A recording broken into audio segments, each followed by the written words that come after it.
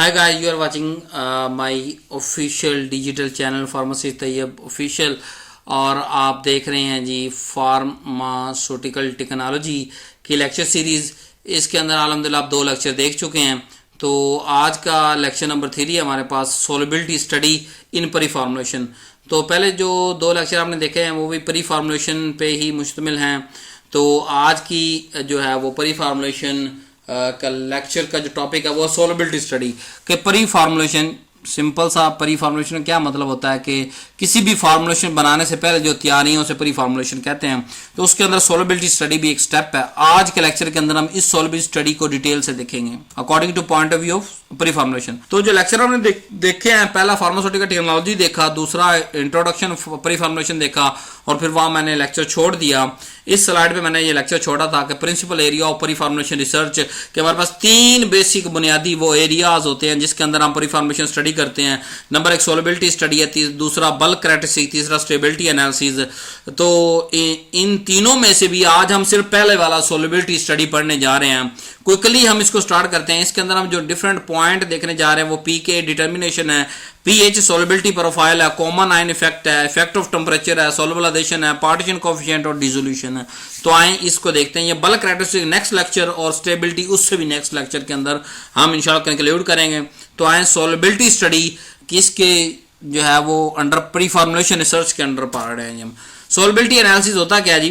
What is solubility? जो pharmacopoeia है हमारी अथेंटिक ऑफिशियल बुक्स हैं जिसके अंदर हमें ड्रग की अथेंटिक इंफॉर्मेशन मिलती है तो किसी भी डोजेज फॉर्म की या ड्रग की, उसके अंदर उसकी डेफिनेशन के मुताबिक सोलबिलिटी क्या है? Part of solvent that can dissolve one part of solute, कि किसी भी सॉल्वेंट के कितने पार्ट चाहिए एक सोल्यूट को डिसॉल्व करने के लिए। मिसाल 2 पार्ट सॉल्वेंट के चाहिए एक पार्ट जो है वो सोल्यूट को डिसॉल्व करने के लिए, तो हम कहेंगे इसकी सॉल्बिलिटी जो है वो 2 पार्ट सॉल्वेंट के चाहिए एक को। अगर एक है तो 1 बटाई।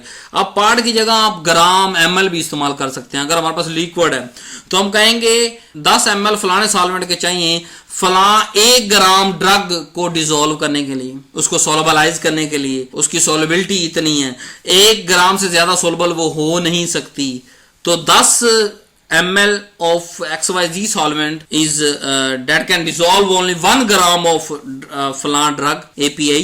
तो इस तरह इसको डेफिनेशन कर सकते हैं। फिर दूसरी डेफिनेशन हम पढ़ते हैं, the concentration eight which solution face is in equilibrium with given solid face at stated temperature and pressure. कि जो हमारे पास सॉल्यूशन फेस है वो सॉलिड फेस के साथ इक्विलिब्रियम पे चली गई है। मतलब जैसे मैंने आपको समझाया ना कि टोटल 10 ml किसी भी सॉल्वेंट के अगर 1 ग्राम को डिसॉल्व कर रहे हैं तो वो उसकी सोलबिलिटी यही है कि ये 10 पार्ट 1 पार्ट को डिसॉल्व कर सकती है।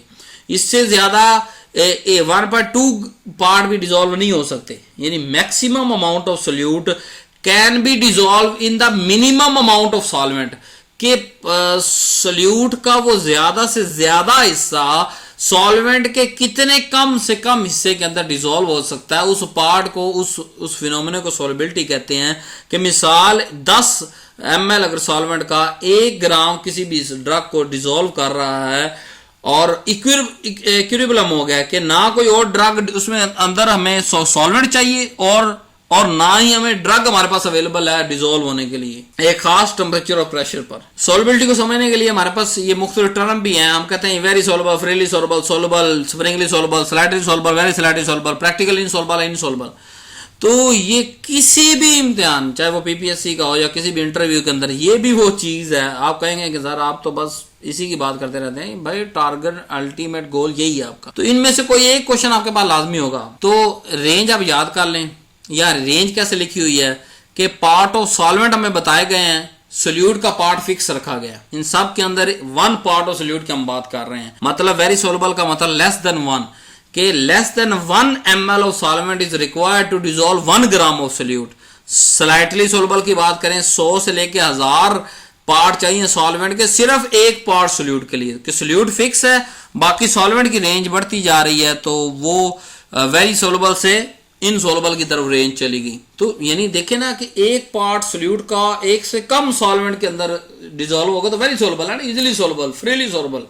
तो फ्रीली के लिए 1 से 10 है। सोलबल अगर जिसको सोलबल कहते हैं वो 10 से 30 अगर ml सॉल्वेंट के हों तो 1 ग्राम को डिसॉल्व करें उसे सोलबल कहेंगे। इनसोल्युबल 10,000 पार्ट से ज्यादा हमने सॉल्वेंट के इस्तेमाल कर लिए और एक पार्ट भी सोल्यूट का डिसॉल्व नहीं हो पाया, अभी वो सोल्यूट और सॉल्वेंट मांग रहा है। 10,000 पार्ट सोल्यूट के सॉल्वेंट के देने के बावजूद भी वो और सॉल्वेंट मांग रहा है सिर्फ एक पार्ट ऑफ सोल्यूट का, उसको इनसोल्युबल कहते हैं कि ये सोल्युबल हो ही नहीं सकता। सोल्युबिलिटी एनालिसिस की बात करते हैं कि solubility of hourly administered drug mainly depend on the following. Number 1 solubility उसकी जीआईटी के अंदर कितनी है और क्रॉस करने की ताकत कितनी है। मतलब जीआईटी के अंदर पहले जाकर ड्रग अब्जॉर्ब होती है, फिर वो मेम्ब्रेन को क्रॉस करती है, स्मॉल इंटेस्टाइन को जीआईटी की सेल मेम्ब्रेन को क्रॉस करती है। अगर वो वहां पे परमिएबल नहीं होगी तो ड्रग हमारे किसी काम की। दोनों स्टेप पे जरूरी है, डिसॉल्व सोलुबल होना भी जरूरी ड्रग का, उस डोजेज फॉर्म जो हमने दी, tablet, sol, capsule, syrup, suspension, elixir, कुछ भी दिया हमने, वहां से एपीआई का निकलकर जीआईटी फ्लूइड के अंदर डिसॉल्व होना भी इंपॉर्टेंट है और जीआईटी के फ्लूइड के अंदर डिसॉल्व होने के बाद मेम्ब्रेन का क्रॉस करना भी इंपॉर्टेंट है। दोनों में से अगर कोई ड्रग स्टेप नहीं कर सकती तो वो फेल हो जाएगी, ब्लड तक नहीं पहुंचेगी, काम नहीं करेगी। तो इसकी भी क्लासिफिकेशन मौजूद है हमारे पास। अब सोल्युबिलिटी इंपॉर्टेंट है for drug transport across the vesicular membrane and the drug molecule should be dissolved. पहले डिसॉल्व होगा तो आगे जो है वो अब्जॉर्ब होके, अगला लफ्ज अब्जॉर्ब कहते हैं कि जो मेम्ब्रेन को क्रॉस करके ब्लड तक पहुंचना। So if low aqueous solubility delay और डिक्रीज अब्जॉर्प्शन, जितनी सोल्युबिलिटी डिले होती जाएगी उतनी अब्जॉर्प्शन भी डिले होती चली जाएगी। अब वो कौन सी कंडीशन है जिसके अंदर हमें खुद सोल्युबिलिटी कम करनी पड़ती है? पहली, अगर हमारा जो है वो केमिकल स्टेबिलिटी बढ़ानी है ज्यादा देर तक, तो हम उस कंपाउंड की सोल्युबिलिटी अगर बहुत ज्यादा सोलुबल है, फ्रीली सोलुबल है, तो उसको कम करेंगे, उसकी सोल्युबिलिटी कम करेंगे ताकि ये कम सोलुबल हो और इसकी स्टेबिलिटी बढ़े, ज्यादा देर तक ये स्टेबल रहे। नंबर 2, वो कंडीशन जब हमें सोल्युबिलिटी कम करनी पड़ती है वो है टेस्ट मास्किंग, कि ये टेस्ट बड के साथ जो है वो अटैच ही ना हो या इसकी जगह कोई दूसरा हम रिप्लेस कर दें।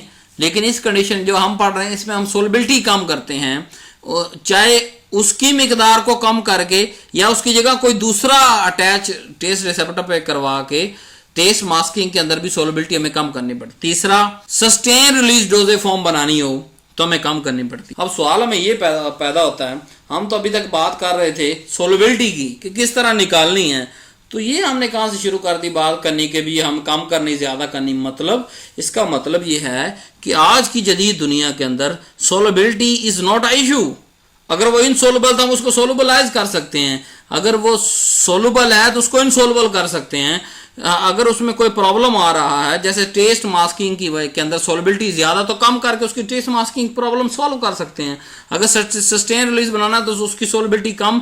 तो ये सारी चीजें हम सोल्युबिलिटी एनालिसिस के अंदर पढ़ेंगे कि इसकी सोल्युबिलिटी किस चीज फंक्शनल ग्रुप पे मौजूद करती है और उस फंक्शनल ग्रुप को किस तरह हम दूसरे फंक्शनल ग्रुप के साथ रिप्लेस करें तो उसकी सोल्युबिलिटी बढ़ या कम हो सकती है। सोल्युबिलिटी के फैक्टर कौन से हैं? 4 मेन फैक्टर हैं। पीएच पे डिपेंड करती है भाई, अगर पीएच आप चेंज कर दोगे सोल्युबिलिटी नहीं होगी। नंबर 2, टेम्परेचर बढ़ाने या कम करने से सोल्युबिलिटी पे इफेक्ट आएगा। जरूरी नहीं कि टेम्परेचर बढ़ाने से सोल्युबिलिटी बढ़े, कभी टेम्परेचर बढ़ाने से सोल्युबिलिटी कम भी हो जाएगी। तो इफेक्ट तो कर रहे हैं ना, इफेक्ट इसे ही कहते हैं, फैक्टर इसे ही कहते हैं। तीसरा, आयनिक स्ट्रेंथ, कि अगर वहां आयनिक कंपोनेंट की एक खास कॉम्बिनेशन मौजूद नहीं है तो वो ड्रग सोलबलाइज नहीं हो सकती। अगर वो खास मौजूद नहीं है तो हमें किस तरह उसको सोलबलाइज करना है, अगर ज्यादा सोलबलाइज तो किस तरह काम करना है, ये फैक्टर है। बफर कंसंट्रेशन, चारों वो फैक्टर हैं जिसपे सोलबिलिटी इफेक्ट करती है, जो प्री फॉर्मुलेशन स्टडी में हमने पढ़ने। अब हमें सोलबिलिटी मालूम करनी है। सोलबिलिटी कैसे मालूम करेंगे? एक खास अमाउंट ऑफ सोल्यूट की एक्सेस अमाउंट ऑफ सॉल्वेंट के अंदर हम डिसॉल्व करेंगे, कंटेनर को क्लोज करेंगे और सॉल्वेंट उसके अंदर हमारे पास ये distil water, NaCl, HCl, NaOH, इनमें से कोई भी सॉल्वेंट हम ले सकते हैं और जिसके अंदर हमें उसकी सोलबिलिटी, उस एपीआई की या ड्रग की सोलबिलिटी मालूम करनी है या एक्सिपिएंट की सोलबिलिटी मालूम करनी है। कंटेनर को क्लोज कर देंगे और इसे एक अच्छा खासा लंबा टाइम देंगे, जैसे मतलब तकरीबन 96 घंटे या 7 से 10 दिन तक देंगे हमें, और टेम्परेचर एक कॉन्स्टेंट टेम्परेचर देंगे जो रिक्वायर जैसे होता है रूम टेम्परेचर के अलावा और दूसरे टेम्परेचर जैसे मतलब दूसरे 25 रूम टेम्परेचर हमारे पास होता है ना 25, उसके अलावा दूसरा टेम्परेचर जो ह्यूमन बॉडी का टेम्परेचर 37, उस पर भी हम उसको चेक करेंगे कितनी डिजोल्व होती है कितनी नहीं। उसके बाद जो है वो अब जो both temperature help full in developing doses form toxicology and pharmacology. अब वो मतलब ये जो ह्यूमन बॉडी का टेम्परेचर है या रूम टेम्परेचर, दोनों पे भी हम स्टडी कर सकते हैं। फिर एक वक्त आएगा कि इक्विलिब्रियम एस्टैब्लिश हो जाएगा, जो सैंपल है उसमें लार्ज फ्रैक्शन डिसॉल्व कंसंट्रेशन मौजूद होगी और कुछ स्मॉल फ्रैक्शन अनडिसॉल्व रह जाएगी, यानी बाइफेसिक सिस्टम बन जाएगा। फिर हम उसे सफिशिएंटली शेक करेंगे, तकरीबन 6 से 10,000 आरपीएम पे फिजिकल स्ट्रेस उस पर अप्लाई करेंगे। हैंड स्टिमुलेटर मिक्सचर या एंड ओवर शेकर या रिस्टल एक्शन शेकर या मैग्नेटिक स्टीरर या वर्टेक्सर के साथ उसको अच्छी तरह मिक्स करेंगे। उसके बाद उसमें से सैंपल ड्रा करेंगे और सैंपल ड्रा करके यानी कि वो उस सैंपल सबको निकाल लेंगे, उसको सेंट्रीफ्यूज के अच्छी तरह घुमाएंगे। अब घुमाने का मकसद क्या है कि जो अनडिजॉल्व ड्रग वो नीचे बैठ जाए और बाकी सारा लिक्विड और जो है वो सॉल्वेंट और ड्रग जो डिजॉल्व हो चुकी वो अलग हो जाए। फिर हम इसको जो मालूम करेंगे कि उस सॉल्वेंट के अंदर कितनी जो है वो सोल्यूट डिजॉल्व हुआ, कितना हमारे पास एक्सेस नीचे मौजूद आ गया। कंसंट्रेशन मालूम करने के लिए ये nephelometry, HPLC, UV spectroscopy, fluorescence spectroscopy, इस तरह के सारे इक्विपमेंट यूज करेंगे जो कि अमाउंट ऑफ सॉलिड बताएंगे कि लिक्विड के अंदर कितना है। तो बड़ा सिंपल सा फार्मूला आपके सामने कि फिक्स अमाउंट सोल्यूट की हमने डाली, अनलिमिटेड हमने सॉल्वेंट डाला, हर टेम्परेचर हर प्रेशर पे उसको दे के एक एक्सेस टाइम दे के स्ट्रेस अप्लाई करके मिक्स करके बाद में अलग कर लिया कि जो अनडिजोल्व वो अलग हो जाए, जो डिजोल्व वो अलग हो जाए। जो डिजोल्व है उसके अंदर से आगे फ्रैक्शन मालूम कर ली कि कितनी उसमें डिजोल्व हुई, तो वो इस तरह में सॉल्बिलिटी पता चल जाता है उस खास सॉलिड का उस सॉल्वेंट के अंदर। तो एक जो सॉलिड ड्रग है उसके एक से ज्यादा सॉल्वेंट के अंदर हम मालूम कर सकते हैं। और दूसरा मेथड क्या आता है जो सिंपल वन है, बड़ा आसान है। Solute retained by the solvent being evaporated to remove the solvent, then finally solute amount being determined. Simple method में हम पता क्या करते हैं, हम डिजोल्व करते हैं, डिजोल्व करने के बाद फिल्टर कर लेते हैं। अब फिल्टर करने के दौरान जो अनडिजोल्व होगा वो फिल्टर पे रह जाएगा और जो नीचे सॉल्यूशन आएगा उसके अंदर सिर्फ हमारे पास डिजोल्व ड्रग और सॉल्वेंट होगा। अब हमें उस जो सोलुबल ड्रग और सॉल्वेंट जिसको सॉल्यूशन कह सकते हैं उसको हम क्या करेंगे, हीट देंगे। उससे क्या होगा, हीट देने से सॉल्वेंट सारा उड़ जाएगा ना, लिक्विड है उड़ जाएगा, किसी न किसी खास टेम्परेचर पे तो उड़ेगा ना, वेपोरेट तो करेगा ना, वेपोराइजेशन हो तो होगी उसके अंदर, नीचे ड्रग बच जाएगी। उसको हम मेजर कर लेंगे, हमें पता चल जाएगा अच्छा इतने सॉल्वेंट के अंदर इतनी ड्रग ही सोलुबल हो सकती है। लेकिन इस प्रॉब्लम के अंदर क्या आता है, एडजॉर्प्शन का जो है वो प्रॉब्लम आता है। दूसरा, जरूरी नहीं कि जो हमने फिल्टर किया था वो 100% एक्यूरेट फिल्टर हो, कुछ ऐसे माइक्रो पार्टिकल्स हो जो डिजोल्व तो ना हुए हो लेकिन वो फिल्टर क्रॉस कर जाएं तो वो भी हमारी कैलकुलेशन के अंदर आ जाएंगे। इस तरह ये सिंपल जरूर है लेकिन इसमें बहुत सारे प्रॉब्लम आते हैं, तो बेहतर वो पिछला स्टेप है।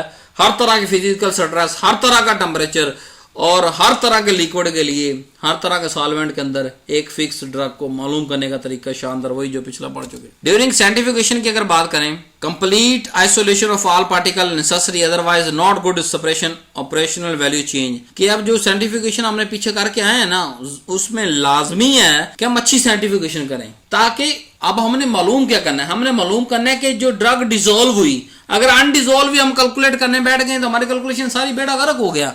तो साइंटिफिकेशन जरूरी है, अच्छा जरूरी है, ताकि जो अनडिजोल्व वो अलग हो जाए और फिर जब हमारे पास सॉल्वेंट आएगा उस पर हम कंटेंट मालूम करेंगे कि कितना एपीआई कितनी ड्रग मौजूद है। नंबर 2, जब sample drug is not a solid but oil then sample preparation even more difficult, तो इस तरह हमें ज्यादा मुश्किल हो जाती है। तो drug capable of ionization require different method removing excess drug remove करने के, और अगर आयोनाइजेशन हो रही है तो उसमें और डिफरेंट करते हैं हम। Filter saturation solution should be clearly examined with a high intensity light beam to detect the presence of finely dispersed oil or liquid।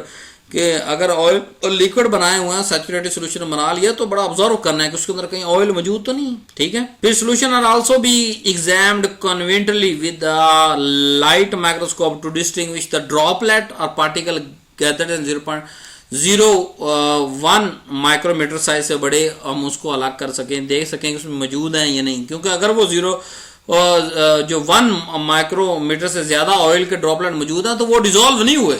अगर वो डिजोल्व हो चुके होते तो 1 माइक्रोमीटर साइज के ना हमें नजर आ रहे होते, वो एक होमोजीनियस मिक्सचर आता। Solution is a homogeneous mixture, याद रखिएगा। जब सोल्यूशन बन जाता है तो फिर सॉल्वेंट और सोल्यूट को हम अलग अलग नहीं कर पाते, चाहे माइक्रोस्कोप के नीचे क्यों ना देख रहे हो। प्री फॉर्मुलेशन स्टडी की बात करते हैं तो प्री फॉर्मुलेशन स्टडी के अंदर ये सॉल्युबिलिटी अभी इंट्रोडक्शन पढ़ के आए हैं, उसमें हम ये 4-5 स्टेप लाजमी करते हैं। पीके डिटर्मिनेशन करते हैं जिससे हमें सॉल्युबिलिटी का पता चलता है।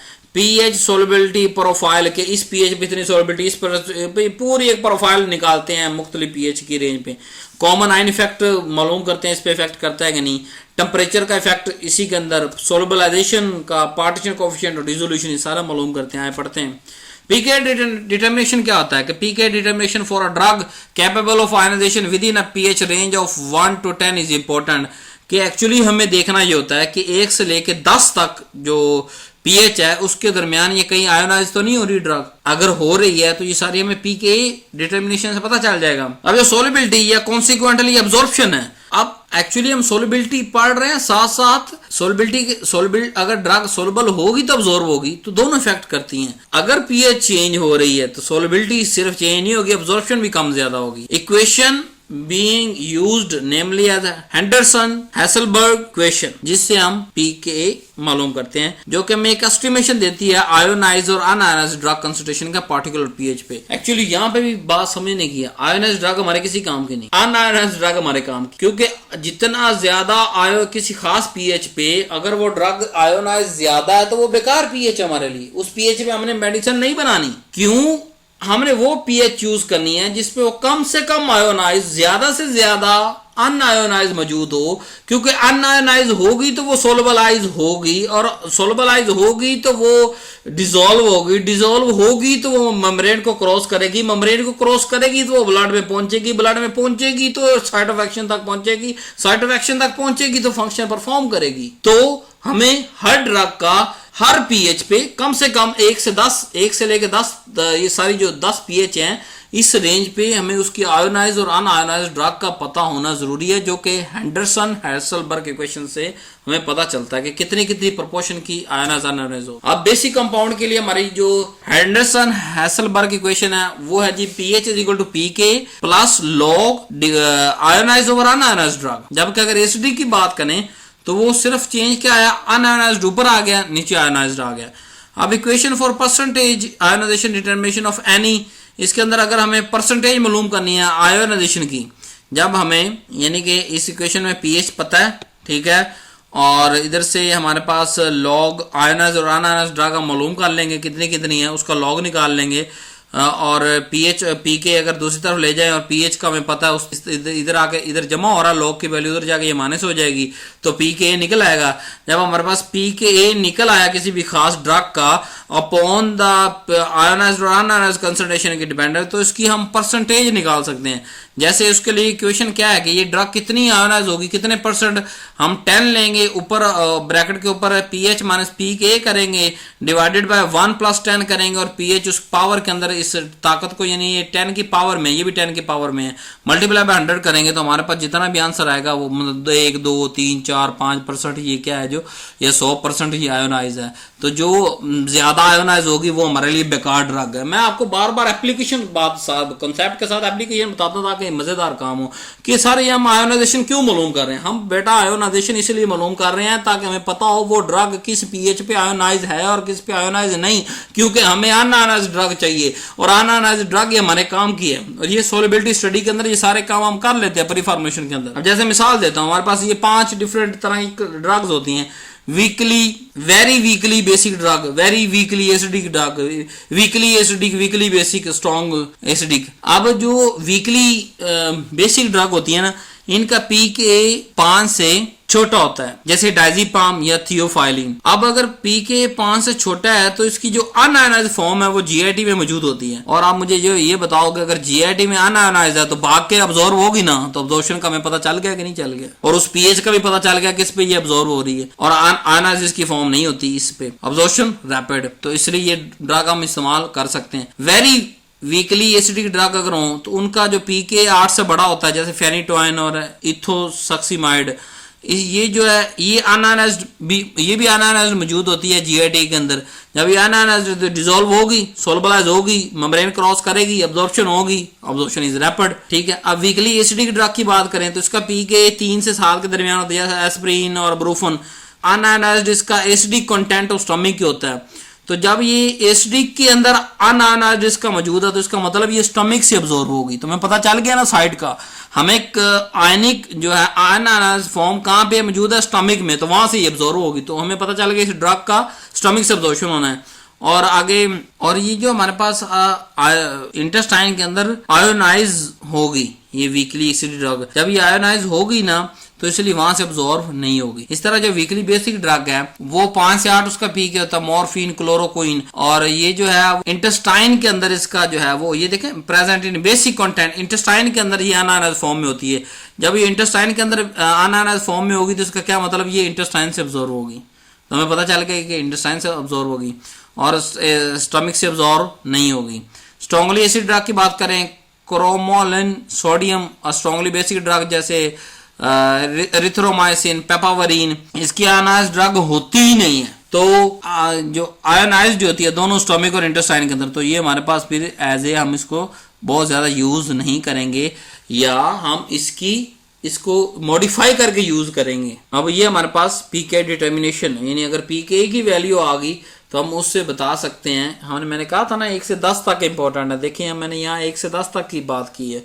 यहाँ बेसिक कोर कंसेप्ट समझने वाला ये है कि हमने पीके मालूम करने के बाद हमें क्या पता चला कि वो कहाँ पे आयोनाइज, कहाँ पे अनआयोनाइज। चाहे वो स्टमक में आयोनाइज है तो वहां अब्जॉर्ब नहीं होगी, स्टमक के अंदर आयनाइज है वहां अब्जॉर्ब हो रही है, वहां से अब्जॉर्प्शन होगी, और अगर इंटेस्टाइन के अंदर है तो वहां से होगी। ठीक है, नेक्स्ट चलते हैं जी। अब पीके डिटर्मिनेशन के अंदर एनालिटिकल मेथड कौन कौन से यूज होते हैं, पोटेंशियोमेट्रिक टाइट्रेशन है, यूवी स्पेक्ट्रोस्कोपी है। आगे चलते हैं, एनालिटिकल मेथड कौन कौन से होते हैं, पोटेंशियोमेट्रिक टाइट्रेशन है, यूवी स्पेक्ट्रोस्कोपी है, सोलबिलिटी मेजरमेंट करते हैं, एचपीएलसी जिसे कहते हैं high performance liquid chromatography, capillary zone electrophoresis, forming activity, ये सारी आगे सब्जेक्ट में पढ़ेंगे हम। अब पीएच सोलबिलिटी प्रोफाइल हमें बनानी है और कॉमन आयन इफेक्ट को भी साथ साथ पढ़ना है। अब ये तो हमें पता है कि अगर ऑलरेडी आयन मौजूद हो तो सोलबिलिटी इफेक्ट होती है। मिसाल NaCl टूटे, Na बना, Cl बना, जब NaCl वाटर में अब्जॉर्ब हुआ तो आयनाइज हो गया, NaCl ब्रेक डाउन हुआ और रिलीज, इसने आयन को रिलीज किया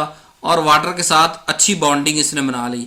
लेकिन इफ कॉमन आयन अगर पहले से मौजूद हो तो इसकी सोलबिलिटी इफेक्ट हो सकती है। जैसे केस 1 हम पढ़ते हैं कि NaCl हम प्योर पानी के अंदर डिजोल्व करते हैं जिसके अंदर कोई क्लोराइड आयन मौजूद नहीं है, तो तकरीबन 42 ग्राम 100 ml में ये डिजोल्व हो जाएगा। यानी मिसाल अगर 100,000 मालिक्यूल जो हैं वो इसके टूटते हैं तो 1000 के 1000 डिजोल्व हो जाएंगे। लेकिन शर्त क्या है कि प्योर वाटर, अगर हम टैप वाटर लेते हैं जो आम जमीन से निकल रहा है, कोई फिल्टर नहीं किया, उसके अंदर उसके अंदर Cl माइनस आयन पहले से मौजूद होता है, तो फिर उस टैप वाटर के अंदर NaCl की सोलबिलिटी 36 होगी, 42 से कम होकर 36 होगी।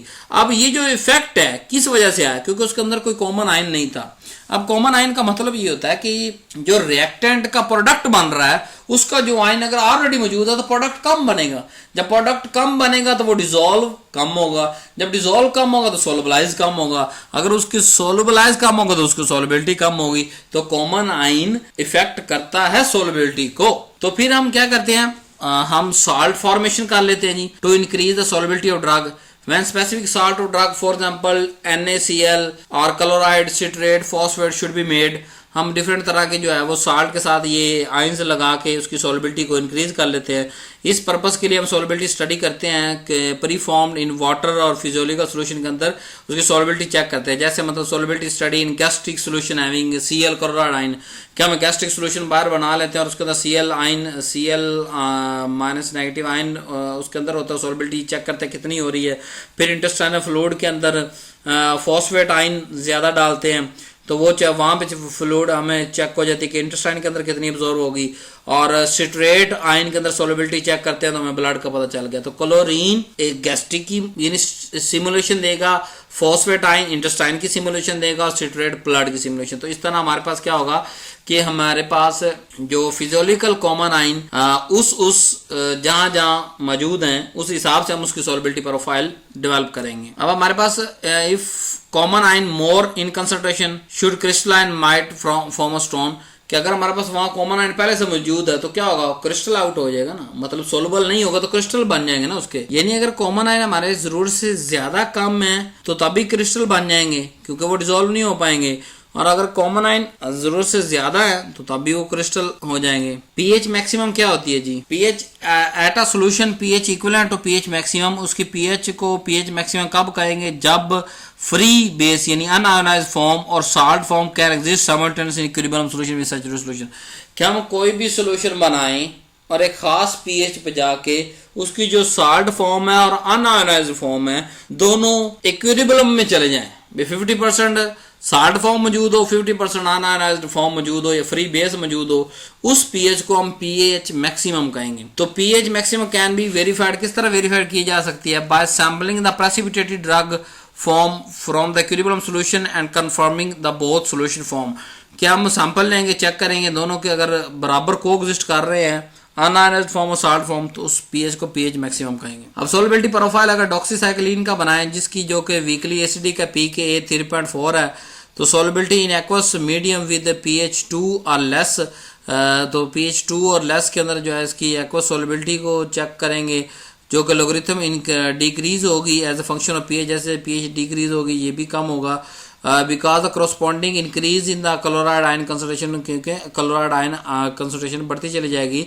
और गैस्ट्रिक जूस जिसकी पीएच रेंज 1.1 से 2 होती है, तो वहाँ क्लोरीन आयन की कंसंट्रेशन 0.1 m से 0.15 m होती है। तो डॉक्सीसाइक्लिन HCl या डाईहाइड्रेट उसकी सोलबिलिटी अप्रोक्सीमेटली 4 mg होती है, जो कि which is factor of 7 less than solubility in distil water. अब क्योंकि वाटर डिस्टिल वाटर के अंदर सोलबिलिटी ज़्यादा है और Cl आयन डिस्टिल वाटर में मौजूद नहीं है, इसलिए उसके अंदर 7% सोलबिलिटी ज़्यादा है, जबकि वही स्टमक के अंदर जाके उसकी सोलबिलिटी कम हो जाएगी। So expected decrease in pH solubility can improve the ionization in actual does not happen, so rather solubility decrease to 20, क्योंकि उस तरह की पीएच उसको नहीं मिल पा रही तो वो सोलबलाइज नहीं होता और इस तरह कॉमन आयन इफेक्ट करता है और उसकी 20% सोलबिलिटी डिक्रीज हो जाती है। अब due to presence of chloride ion solubility desolubilization less than unionized form actually does not happen, so rather solubility decrease to 20। जैसे मिसाल ड्रग और क्लोरीन है तो ड्रग टूटेगा और साथ में क्लोरीन अलग हो जाएगी, high concentration of chlorine present, so drug not dissociate. जब क्लोरीन जरूरत से ज्यादा मौजूद होगी तो फिर और ड्रग नहीं टूट पाएगी, इसलिए सोलबिलिटी उसकी कम होगी ना। जब ड्रग जो है वो क्लोराइड आयन सो कंसंट्रेशन आदर लेस और इक्विलिब्रियम, तो फिर वो दोनों चलता रहेगा अभी, यानी कभी टूट जाएगा कभी बढ़ जाएगा, तो इक्विलिब्रियम के दौरान इक्विलिब्रियम ऐसे होता है। तो इस तरह हमें सोलबिलिटी इफेक्ट चेंज करना है कि गैस्ट्रिक के अंदर सोलबिलिटी बढ़ रही है, इंटेस्टाइन के अंदर बढ़ रही है, किस जगह पे बढ़ रही है। इफेक्ट ऑफ टेम्परेचर की अगर बात करें तो इफेक्ट ऑफ टेम्परेचर यानी चेंज इन टेम्परेचर, वो हीट रिलीज और absorb when 1 mole of solute is dissolve in large amount of solvent, कि जब हम एक लार्ज क्वांटिटी सॉल्वेंट के अंदर 1 मोल सोल्यूट का डिसॉल्व करते हैं तो हीट या अब्जॉर्ब होगी या रिलीज होगी, उन दोनों फॉर्म में उसको कहते हैं चेंज ऑफ हीट, चाहे निकले चाहे अब्जॉर्ब हो। सो दो तरह का होगा चेंज, एक पॉजिटिव एक नेगेटिव। पॉजिटिव मतलब इसने हीट अब्जॉर्व की और नेगेटिव जिसने हीट बाहर निकाल दी। एंडोथर्मिक जिसने हीट अब्जॉर्व की, एक्सोथर्मिक हीट निकाल दी। सो एंडोथर्मिक हमारे पास पॉजिटिव आएगा और एक्सोथर्मिक नेगेटिव आएगा। तो अगर रिएक्शन एंडोथर्मिक है और अगर हम यानी एंडोथर्मिक है कि उसे अब्जॉर्व कर रहा है, हीट को खुद यूज कर रहा है, उसके अंदर प्लस में चेंज आ रहा है, तो हम क्या करेंगे जब टेम्परेचर बढ़ाएंगे तो ये रिएक्शन और तेज हो जाएगा, यानी ड्रग की सॉल्युबिलिटी और बढ़ जाएगी। लेकिन अगर एक्सोथर्मिक है, पहले से टेम्परेचर रिलीज कर रहा है वो रिएक्शन, तो अगर इस कंडीशन के अंदर टेम्परेचर बढ़ाएंगे तो क्या होगा, सॉल्युबिलिटी और ज्यादा कम हो जाएगी। So for every drug, her drug की हीट ऑफ सॉल्यूशन मुख्तलिफ है, कोई एक्सोथर्मिक कोई एंडोथर्मिक। तो इस सारी चीजों को एक डॉक्यूमेंटेड फॉर्म में लेके आना कि इस फला ड्रग का इफेक्ट ऑफ टेम्परेचर क्या है। Working of solution for determination के अंदर हमारे पास इक्वेशन होती है ln anti log s is equal to change in s divided by r 1/t plus c, या दूसरा ये हमारे पास आ जाता है t नीचे RT हो जाता है, s जो है molar solubility, r gas constant है, t टेम्परेचर केल्विन के अंदर। So over limited temperature range की अगर बात करें तो सेमी लॉग ग्राफ जो है वो प्लॉटेड जब हम करते हैं ln और 1/t के ग्राफ तो लीनियर आता है, और जब वो जब ग्राफ प्लॉट करेंगे एंटी लॉग एस और 1/2 यानी जो टेम्परेचर उसका हाफ लेके वैल्यू उसकी 1/1 पे डिवाइड करते जाएंगे ना हर टेम्परेचर की वैल्यू को, तो वो 1/t आ गया। जब 1/t आ गया तो उसको एक तरफ रख लेंगे और ln एस को जो है वो एक तरफ रख के हम जब मोलर सोलबिलिटी जो उसका एंटी लॉग लेके एक तरफ रखते हैं और टेम्परेचर को एक पे डिसाइड करके एक तरफ रखते हैं, तो जो लिमिटेड टेम्परेचर की रेंज में तो सॉल्युबिलिटी लीनियर आएगी, और वहां पे अगर हम स्लोब लेंगे, उस लीनियर जो हमारे पास कर्व आई है उसका अगर आप स्लोब लेंगे तो हमारे पास जो वैल्यू वो चेंज इन टेम्परेचर का हमें पता चल जाएगा। अब नॉन इलेक्ट्रोलाइट्स या un-ionised form of weekly acid का बेस वो डिजोल्व होते हैं पानी के अंदर, और हीट ऑफ सोल्यूशन जो है वो 4 से 8 किलो कैलोरी पर मोल होती है। और साल्ट फॉर्म ऑफ ड्रग जो है वो लेस सेंसिटिव होता है टेम्परेचर से, क्योंकि उसके अंदर जो चेंज इन वैल्यू वो 2 से लेके 2 से 4 किलो कैलोरी पर मोल होता है। यानी कि नॉन इलेक्ट्रोलाइट और अनआयनाइज्ड फॉर्म जो है वो ज्यादा सेंसिटिव है चेंज इन टेम्परेचर से as compare to salt form. तो हम प्लॉट कैसे करते हैं ये ग्राफ, हम सिंपली जो है सोलिबिलिटी डिफरेंट टेम्परेचर पे मेजर कर लेते हैं, और जो हमारे पास टेम्परेचर आता है उसे 1 पे तकसीम कर लेते हैं। हर टेम्परेचर की वैल्यू को, मतलब 10 है तो 1 डिवाइडेड बाय 10, 20 है आगे भी 1 डिवाइडेड बाय 20, इस तरह प्लॉट करते हैं। लीनियर ग्राफ आता है और उसकी स्लोप निकालते हैं। स्लोप निकालना बायोफार्मास्यूटिक्स में आपको पढ़ा चुका हूँ, वहाँ हमने देखना है, आप पिछले साल के अंदर 4th प्रो में पढ़ चुके हैं। तो जो स्लोप का रिजल्ट आएगा हमारे पास वो क्या, चेंज इन हीट आएगा उस रिएक्शन के बारे में। ये देखिए, ये मैंने बना के दिखाया हुआ, एक तरफ आपने सोलिबिलिटी ले ली मिलीग्राम पर एमएल के अंदर, यानी 0.1, 1, 5, 10, और दूसरी तरफ टेम्परेचर को 1 बाय टेम्परेचर को तकसीम कर लिया। तो जो फ्री बेस है उसका हमारे पास जो है वो पास आ रहा है, और उसकी 15.4 किलो कैलोरी पर मोल है, और जबकि साल्ट जो फॉर्म है वो 2 किलो कैलोरी पर मोल है। तो ये जो बात के अनआयनाइज्ड या नॉन, उनकी रेंज ज़्यादा होती है, वो ज़्यादा सेंसिटिव होते हैं, इसलिए उनकी रिलीज और जो है वो अब्जॉर्प्शन सारी इफेक्ट करेगी as compare to salt form, क्योंकि उसमें सिर्फ जो है वो HCl साल्ट, अगर इसी फ्री बेस का HCl साल्ट लेंगे तो उसकी कर्व वो वाली आएगी। तो दोनों में चेंज इन, जब स्लोप मुख्तलिफ है तो वैल्यू भी डिफरेंट आएगी। पार्टीशन कोफिशिएंट क्या होता है? ये पार्टीशन कोफिशिएंट या इसका दूसरा नाम लॉग पी भी कहते हैं। ये हमारे पास एक सिंपल सी रेशो होती है। अनआयनाइज्ड ड्रग जो डिस्ट्रीब्यूट हुई है ऑर्गेनिक और एक्वस फेज के अंदर इक्विलिब्रियम पे, तो उसकी रेशो आपने ले लेनी है कि वाटर के अंदर कितनी है और ऑयल के अंदर कितनी है। एक्चुअली हम ना ये चीज पार्टीशन कोफिशिएंट नाम से जाहिर है, पार्टीशन एक ही चीज दो डिफरेंट सॉल्वेंट के अंदर मौजूद है और उसकी वहाँ से हमने डिस्ट्रीब्यूशन ली दो मुख्तलिफ फेसेस के और उसको डिवाइड कर दिया, हमें पता चला। एक्चुअली हम ये वाटर और ऑयल पार्टीशन मेजर करते हैं ज़्यादातर, ऑयल और वाटर दोनों के दरमियान के ऑयल के अंदर ड्रग कितनी जाएगी और वाटर के अंदर कितनी जाएगी। जब दोनों का प्रोपोर्शन निकल के हमारे पास सामने आएगा ना, फिर हमें पता चलेगा कि ये लिपोफिलिक है या हाइड्रोफिलिक है। अगर हाइड्रोफिलिक हुई मतलब वाटर लविंग हुई तो वो पानी के अंदर डिजोल्व हो जाएगी, अगर वो लिपोफिलिक हुई ऑयल के अंदर डिजोल्व तो वो ऑयल फिलिक है। तो पार्टीशन कोफिशिएंट हमें लिपोफिलिक और हाइड्रोफिलिसिटी का इशारा देती है, बल्कि पूरी डेफिनेशन ही बता देती है।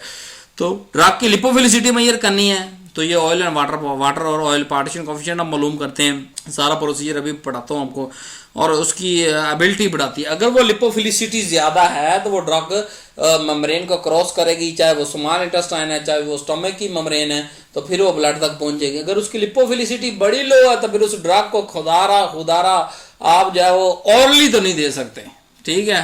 आप उसका आईवी इंजेक्शन लगा लें तो एक अलग बात है, लेकिन वाटर इन ऑयल या water in oil partition coefficient measure करने से हमें लिपोफिलिसिटी का पता चलता है। ये हमारे सिंपल सी डायग्राम बनाई है। हमारे पास सेपरेटिंग फनल होती है, इसको सेपरेटिंग फनल कहते हैं। नीचे से नोजल बंद कर देते हैं, नोजल बंद करके ऊपर से हम जो है वो वाटर डालते हैं, फिर ऑयल डालते हैं, फिर ड्रग अंदर डालते हैं और अच्छे से मिक्स करते हैं। वाटर और ऑयल बराबर बराबर है। अभी मतलब 10 ml अगर ऑयल हम यहाँ ऑक्टानॉल ले रहे हैं और वाटर ले रहे हैं, तो अगर 10 ml ऑक्टानॉल है तो 10 ml ही वाटर हम देते हैं, और फिर ड्रग डाल के अच्छी तरह शेक करते हैं। सेपरेटिंग फनल को ऊपर से भी बंद करके अच्छी, नीचे से सील बंद है ऊपर से भी बंद करके अच्छी तरह शेक करते हैं, ताकि ड्रग के हर मालिक्यूल को मौका मिले कि वो ऑक्टानॉल के पास भी जाए और वाटर के पास भी आए। लेकिन जहां वो डिजोल्व होगा वहां रुक जाएगा। मतलब मालिक्यूल अगर ऑक्टानॉल के पास गया और वहां उसकी सॉल्युबिलिटी थी तो ऑक्टानॉल के अंदर रह जाएगा। इस तरह आहिस्ता सारे ऑक्टानॉल में चले जाएंगे और या इस तरह सारे आहिस्ता आहिस्ता वाटर में आ जाएंगे। लेकिन हम फिर क्या करेंगे, इसको थोड़ी देर के लिए स्टैंड पे लगा देंगे। इसका सेपरेटिंग फनल का एक स्टैंड होता है, उस पर हम लगा देंगे। जहां टाइट्रेशन वगैरह ये वो करते हैं, दूसरी चीजें हम करते हैं, उस स्टैंड पे लगाने के बाद क्या होगा, वाटर और ऑयल तो दो एक अलग सिक्के का रुख है, ये दोनों एक नहीं हो सकते। तो ऑक्टानॉल अलग हो जाएगी, ऊपर हो जाएगी, वाटर नीचे बैठ जाएगा। अब हम आहिस्ता से प्यार से नीचे से जो है सील खोल के वाटर अलग कर लेंगे और ऑक्टानॉल एक अलग, दो अलग अलग सेपरेटिंग उसके दो अलग अलग बीकर के अंदर ले लेंगे और फिर दोनों के अंदर ड्रग कंटेंट मालूम करेंगे कि वाटर के अंदर कितना कंटेंट मौजूद है।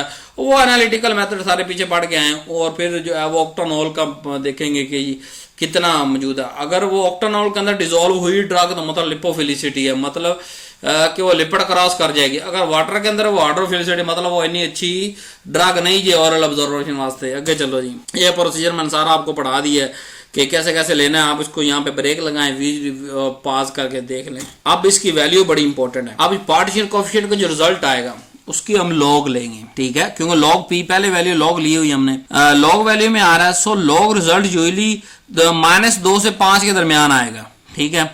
तो इसकी हम पढ़ते हैं।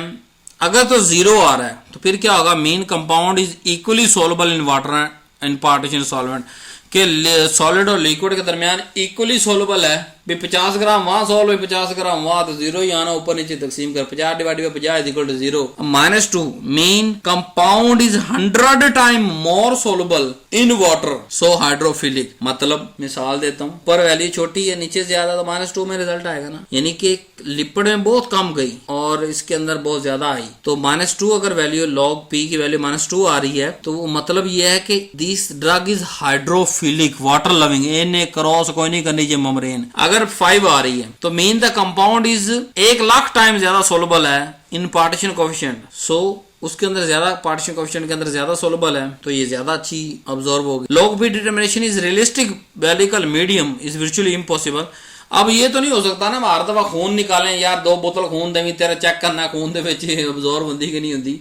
तो ये जो एक सिमुलेशन बना लिया हमने, यानी कि मतलब ऑक्टानॉल और वाटर का ये एक ऐसा कंपोनेंट बना लिया कि मिसाल हम इससे क्या मालूम कर पा रहे हैं कि ड्रग क्रॉस होगी मेम्ब्रेन के क्रॉस या नहीं होगी।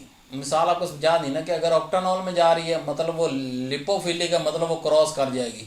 अगर वो पानी में रिटेन कर रही है तो वो क्रॉस नहीं करेगी या डिफिकल्टी क्रॉस करेगी या जबरदस्ती क्रॉस करवाना पड़ेगा, उसके साल्ट फॉर्म बना के या उसका जो भी है चीजें मॉडिफाई करवा के। अब ऑक्टानॉल और हम सिस्टम क्यों लेते हैं, ये भी सारी चीजें मैं आपको पढ़ा चुका हूँ। यहाँ पे वीडियो पॉज करें और आप पढ़ लें, क्योंकि ये बिल्कुल सिमुलेशन हमें दे रहा है उस तरह की। ऑक्टानॉल जो है वो आयनाइज चीज़ों को अपनी तरफ रखता है और आयनाइज जो है वो ड्रॉन टू पोलर रीजन की तरफ चल जाती हैं।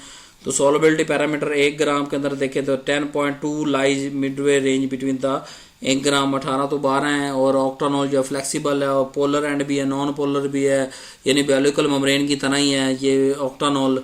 और ऑक्टानॉल 8 कार्बन होते हैं और OH ग्रुप भी मौजूद होते हैं। और जी जनाब अली ऑक्टानॉल वाटर ये बिल्कुल सेलुलर लिपिड की एक मिसाल देता है।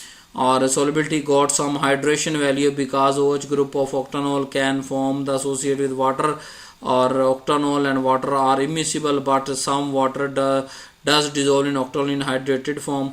तो ये आपस में तो मिक्स नहीं हो सकता, लेकिन हमें एक सिमुलेशन दे देते हैं, एक आप कह लें उस तरह का काम जो अंदर हो रहा है वो बाहर हमें नजर आ जाता है। अब कौन से सॉल्वेंट हम इस्तेमाल, 2 तरह के सॉल्वेंट पार्टीशन कोएफिशिएंट में, एक होते हैं हाइपो डिस्क्रिमिनेटिंग सॉल्वेंट, सॉल्वेंट जो कि मोर पोलर होते हैं देन सॉल्वेंट, तो इनको भी हम इस्तेमाल नहीं करते, जैसे ऑक्टानॉल पेंटानॉल वगैरह। क्यों? अब 2-3 तरह के सॉल्वेंट होते हैं हमारे पास, एक हाइपो डिस्क्रिमिनेटिंग और हाइपर। हाइपो डिस्क्रिमिनेटिंग मतलब मोर पोलर होते हैं ऑक्टानॉल से, जैसे ब्यूटेन और पेंटानॉल। अगर हम ये चीज ब्यूटानॉल और पेंटानॉल इस्तेमाल करेंगे तो ये हमें बक्कल जो मुंह के अंदर मेम्ब्रेन है इसकी सिमुलेशन प्रोड्यूस करके देगा। ऑक्टानॉल तो स्मॉल इंटेस्टाइन की प्रोड्यूस करके दे रहा है ना, और अगर हमने मुंह के अंदर देखना है डिजोल्व हो रहा है कि फिर ऑक्टानॉल ब्यूटानॉल पेंटानॉल वगैरह हम वाटर के साथ देखेंगे। एक होता है हाइपर डिस्क्रिमिनेटिंग, यानी कि solvent less polar than octanol such as chloroform और जो है cyclohexane reflect the transport across the blood brain barrier. अगर हमने ये मालूम करना है कि ब्लड ब्रेन बैरियर को भी क्रॉस कर सकती है या नहीं, तो फिर हम उसको क्लोरोफॉर्म या साइक्लोहेक्सेन के अंदर मिक्स करके देखते हैं कि अगर वो क्लोरोफॉर्म या साइक्लोहेक्सेन के अंदर जा रहा है तो इसका मतलब ये कि वो क्रॉस करेगा ब्लड ब्रेन बैरियर को, नहीं तो नहीं करेगा। तो ये इस तरह पार्टीशन कोएफिशिएंट को थोड़ा और वसी कर दिया। ऑक्टानॉल वाटर ताकि मेंटेन नहीं है, ऑक्टानॉल वाटर तो हमें इंटेस्टाइन का दे रहा है सिमुलेशन। अगर माउथ का सिमुलेशन लेना है तो ऑक्टानॉल की जगह ब्यूटानॉल या पेंटानॉल डाल दो। अगर हमें ऑक्टानॉल की जगह हमें ब्लड ब्रेन बैरियर को क्रॉस करवाना है तो क्लोरोफॉर्म और साइक्लोहेक्सेन की सिमुलेशन दे दे। अब डिस्ट्रीब्यूशन कोएफिशिएंट क्या होता है? log p is distribution coefficient of compound which take into account the dissociation of weak acid and weak base, कि कितना वीक एसिड या वीक बेस जो है टूटता डिसोसिएट होता है, उसे लॉग डी कहते हैं। Actually change in log P में जब चेंज आता है as a function of pH, वो पीएच की वजह से आ रहा होता है। सो फॉर आयोनाइजेबल ड्रग, अगर आयोनाइज ड्रग की बात करें तो डिस्ट्रीब्यूट ड्रग जो पीएच पे डिपेंड करता है और कंसंट्रेशन ऑफ आयोनाइज ड्रग जो एक्वस में मौजूद है, इन दोनों चीज़ों में मौजूद करता है कि कितनी आयोनाइज ड्रग मौजूद है और पीएच क्या है, उसी बुनियाद पे ड्रग जो है वो डिसोसिएट होगी, डिस्ट्रीब्यूट होगी। So ionized drug whether ionized species does not partition into the organic phase, the partition coefficient can be calculated. For acidic के लिए हम ये फार्मूला लगा लेंगे और बेसिक के अंदर ये formula. So determination of partition coefficient और distribution coefficient, shake flask method, drug shaken between octanol water layer both pre saturated और लिक्विड इज टेकन एंड जो ऊपर वाला नितरा हुआ वाला कर लेंगे और उसको एनालाइज कर लेंगे, ठीक है। तो डिस्ट्रीब्यूशन कोएफिशिएंट भी हम इसी तरह मालूम कर सकते हैं कि ये ड्रग कितना डिस्ट्रीब्यूट होगा या नहीं होगा। अब पार्टीशन कोएफिशिएंट की इंपॉर्टेंस क्या है जी, कि helpful in screening the some biological property, कुछ बायोलॉजिकल प्रॉपर्टी हमें बताती हैं, जैसे इंडिकेटर ऑफ परमिबिलिटी कि पार्टीशन कोएफिशिएंट में परमिबिलिटी का पता चलता है। अदर फैक्टर अफेक्टिंग परमिबिलिटी, उसके अंदर पोलैरिटी और मॉलिक्यूलर वेट भी आता है। Lipinski and other propose the rule of 5, we state that drug candidate apply to drug undergoing the passive diffusion is likely to have poor permeability and poor oral absorption. कि ये rule of 5 से हमें पता चलता है कि ये permeable है या पुअर परमिएबल है।